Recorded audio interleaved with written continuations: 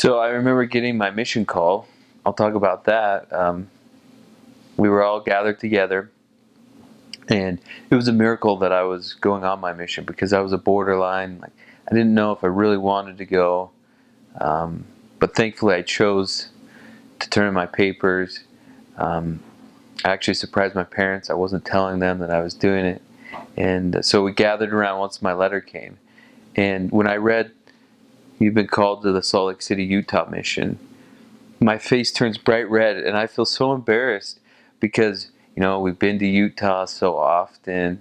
I'm originally from Washington State, and each summer we would come to Utah. And so my mother goes, "No, really, where are you called to?" And I'm like, "No, it's the Salt Lake City, Utah mission." And that night I remember like crying a little bit, like feeling humiliated. And it was a low point for me, but it brought me to my knees, which, is so important to pray. And I felt fine about it. And once I entered the MTC, I just loved the MTC because the Spirit is there so strong.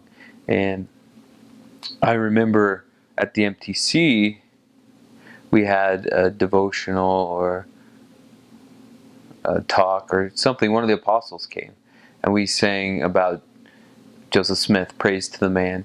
And I remember that was one of my first real strong spiritual confirmations that Joseph Smith was a prophet, was at the MTC. And I just loved it there.